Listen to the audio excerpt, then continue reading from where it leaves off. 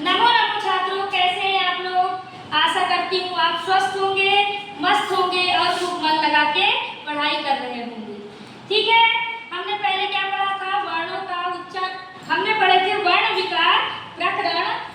आज हम पढ़ेंगे वर्णों के उच्चारण स्थान। क्या पढ़ेंगे? वर्णों के उच्चारण स्थान।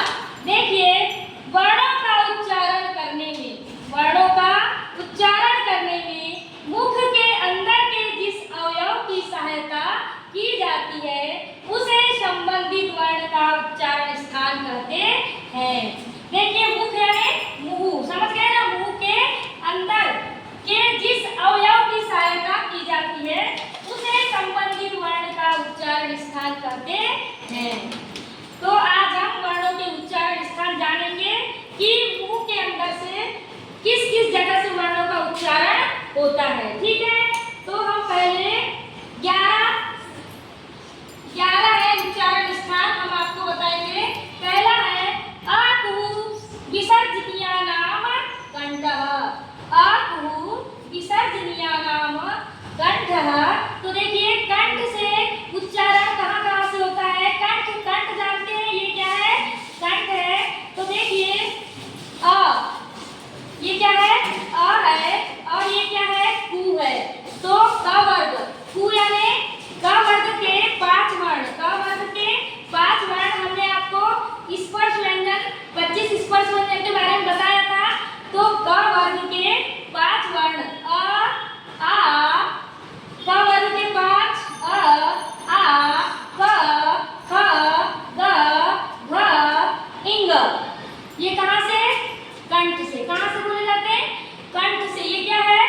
कंठ है। देखिएगा, उच्चारण करके देख लिए। आ, क, ख, ग। यहाँ कंठ में स्थित क्या होता है? आवाज गूंजती है कंठ में। तो देखिए, फिर क्या है? ह है। तो फिर क्या लिख देंगे? ह लिख देंगे। और विसर्ग क्या लिख देंगे? विसर्ग। विसर्ग किसे कहते हैं? जो 2 बिंदी लगी होती है उसे विसर्ग कहते हैं। तो अ, आ, क, ख, ग, घ, इंग, ह और विसर्ग का स्थान कंठ है। इन्हें कंठीय वर्ण कहते हैं। इनको क्या कहते हैं? कंठीय वर्ण कहते हैं। अब दूसरा देखिए, इचुएसा नाम तालु। इचुएसा नाम तालु। तालु किसे कहते हैं? मुंह की छत। मुंह की जो छत होती है ना, ऊपर नीचे की, उसे क्या कहते हैं? तालु कहते हैं। तो देखिए, ई, बड़ी ई, च, छ, ज, झ, इय, य और स का उच्चारण स्थान क्या है? तालु है। इन्हें तालव्य वर्ण कहते हैं। क्या कहते हैं? इन्हें तालव्य वर्ण कहते हैं। तो ई ये है, ई आया है। फिर बड़ी ई आ गई। फिर च वर्ग के 5 वर्ण, च वर्ग के 5 वर्ण च, छ, ज, झ, इय तक के। और फिर क्या है? य है। और फिर क्या है? स है। ठीक है, अब देखिए, इन्हें कहते हैं तालव्य वर्ण। देखिए, मूर्धन्य। फिर क्या आ गए? मूर्धन्य वर्ण कौन से हैं? ऋटूर्षाणाम मूर्धा। ऋटूर्षाणाम मूर्धा। मूर्धा किसे कहते हैं?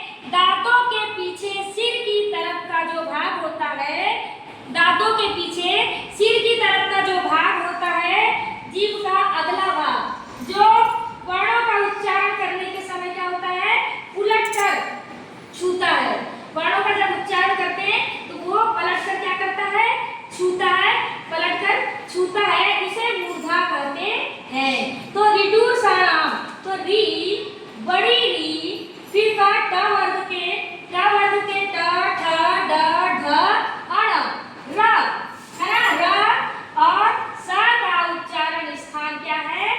मूर्धा है। ये मूर्धन्य वर्ण कहलाते हैं। फिर देखिए, दंत्य वर्ण। कौन सा वर्ण है? दंत्य वर्ण। र तुलसा नाम दंतः। दांत तो आप लोग जानते होंगे, है ना। दांत, दांत तो दिख ही रहे सामने। तो र तुलसा नाम दांत यानी दंत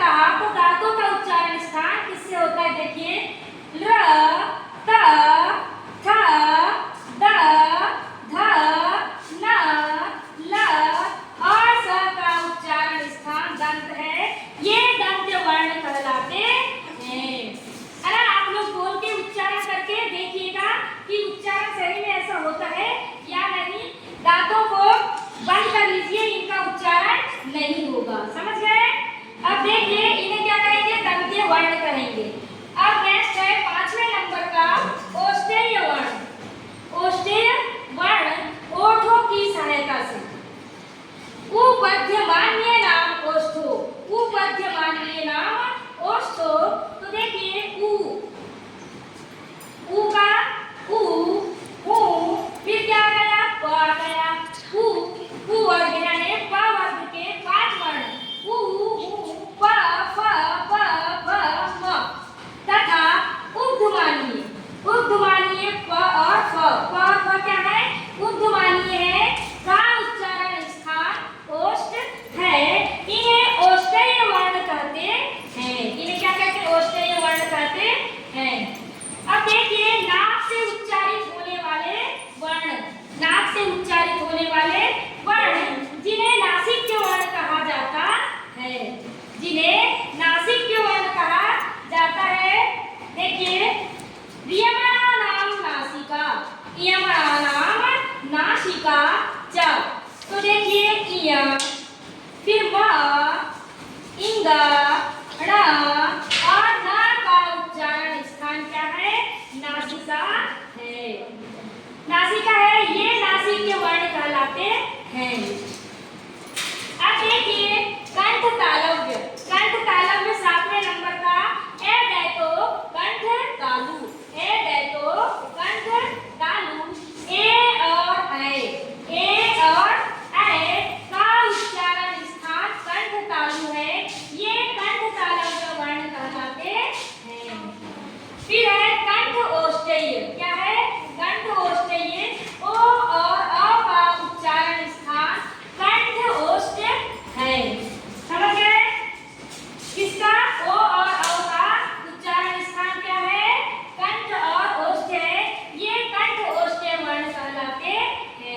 फिर है दंत औष्ठेय वर्ण। व वर्ण का उच्चारण स्थान दंत औष्ठ है। ये दंत औष्ठेय वर्ण कहलाते हैं। किसका? सिर्फ ओनली व का। फिर देखिए 10वां नंबर जिह्वा मूल्यस्य जिह्वा मूलम। जिह्वा मूल्य का उच्चारण स्थान जिह्वा मूल है।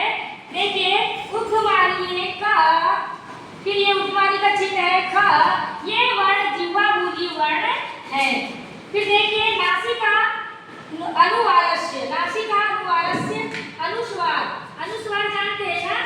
अनुस्वार देखो ये अम की जो बिंदी होती है उसे अनुस्वार कहते हैं। उसका उच्चारण स्थान क्या है? नासिका है।